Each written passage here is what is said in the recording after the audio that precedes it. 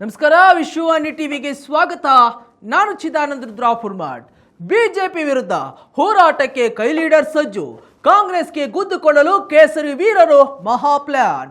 ರಾಜ್ಯಕ್ಕೆ ರಾಹುಲ್, ಕೈಗೆ ಟಕ್ಕರ್ ಕೊಡಲು ಕಮಲಾಧಿಪತಿಗಳ ಸ್ಟ್ರಾಟರ್ಜಿ ಏನು? ಹೌದು, ಮತ ಕಳ್ಳತನ ಆಗಿದೆ ಎಂದು ಚುನಾವಣೆ ಆಯೋಗದ ಮೇಲೆ ಬೆಂಕಿ ಉಂಡೆ ಉಗುಳಿರುವ ಲೋಕಸಭಾ ವಿಪಕ್ಷ ನಾಯಕ ರಾಹುಲ್ ಗಾಂಧಿ ಇದೇ 5ನೇ ತಾರೀಕಿನಂದು ರಾಜ್ಯಕ್ಕೆ ಬರ್ತಿದ್ದಾರೆ. ಅಂದು ಬೆಂಗಳೂರಿನ ಫ್ರೀಡಂ ಪಾರ್ಕ್ನಲ್ಲಿ ದೊಡ್ಡ ಪ್ರತಿಭಟನೆಯನ್ನು ಮಾಡಲಿದ್ದಾರೆ. ಈ ಪ್ರತಿಭಟನೆಯಲ್ಲಿ ಲಕ್ಷ ಜನರನ್ನ ಸೇರಿಸಿ ಚುನಾವಣಾ ಆಯೋಗದ ಬಂಡವಾಳ ಮತ್ತು ಚುನಾವಣಾ ಆಯೋಗವನ್ನ ಬಿಜೆಪಿ ಅದ್ಯಾವ ರೀತಿ ದುರುಪಯೋಗ ಮಾಡಿಕೊಳ್ಳುತ್ತಿದೆ, ಚುನಾವಣಾ ಆಯೋಗ ಬಿಜೆಪಿ ತಾಳಕ್ಕೆ ಕುಳಿತಿದೆ ಎಂದು ಅಬ್ಬರಿಸಿ ಬೊಬ್ಬೇರಿದ್ದಾರೆ. ಇದಕ್ಕೆ ಸಂಬಂಧಿಸಿದ ಎಲ್ಲ ಸಿದ್ಧತೆಗಳು ಕೂಡ ಈಗಾಗಲೇ ಭರದಿಂದ ಸಾಗಿದೆ.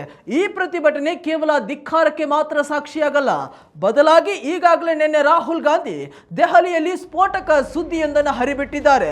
ನಮ್ಮ ಬಳಿ ಆಟಂ ಬಾಂಬ್ ಇದೆ, ಅದು ಸಿಡಿದ್ರೆ ಚುನಾವಣಾ ಆಯೋಗದ ಬಣ್ಣ ಬಯಲಿಗೆ ಬರಲಿದೆ, ಬಿಜೆಪಿಯ ಹುನ್ನಾರ ಕೂಡ ಆಚೆ ಬರಲಿದೆ. ಪ್ರತಿಭಟನೆ ವೇಳೆ ಆ ಸ್ಫೋಟಕ ಸುದ್ದಿ ಯಾವುದೆಂದು ಬಯಲು ಮಾಡುತ್ತೇನೆ ಎಂದು ಅಬ್ಬರಿಸಿದ್ದಾರೆ.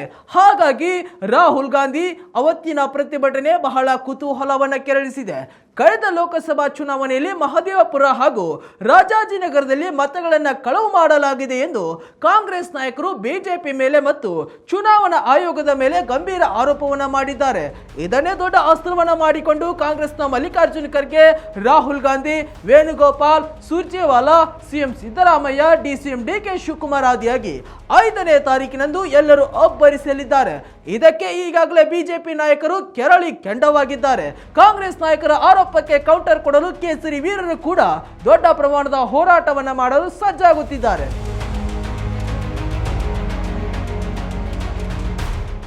ಸೇರಿಗೆ ಸವ್ವಾ ಸೇರು ಎನ್ನುವ ಹಾಗೆ ಬಿಜೆಪಿ ನಾಯಕರು ಕೆರಳಿದ್ದಾರೆ.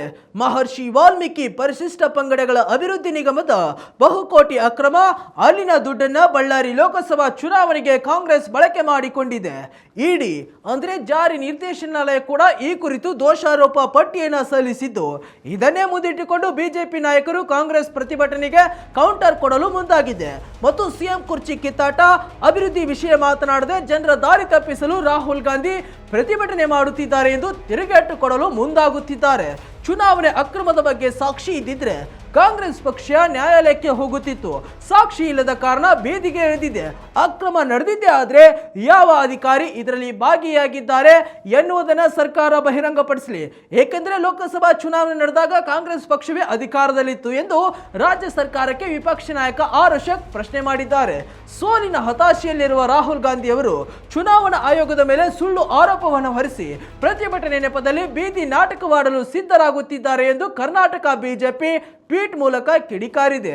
ಹೀಗೆ ಕಾಂಗ್ರೆಸ್ ಪ್ರತಿಭಟನೆಗೆ ತಿರುಗೇಟು ಕೊಡಲು ಬಿಜೆಪಿ ಮುಂದಾಗಿದೆ.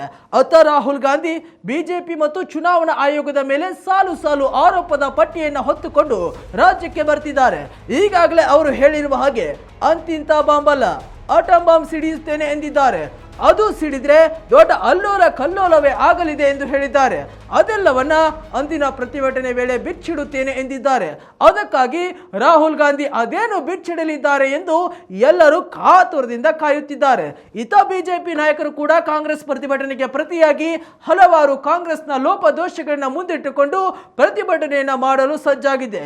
ಬಿಜೆಪಿ ಹೋರಾಟದ ರೂಪುರೇಷೆ ಹೇಗಿರಲಿದೆ ಎಂಬುದರ ಬಗ್ಗೆ ಬಿಜೆಪಿ ರಾಜ್ಯಾಧ್ಯಕ್ಷ ವಿಜಯೇಂದ್ರ ಘೋಷಣೆ ಮಾಡಲಿದ್ದಾರೆ.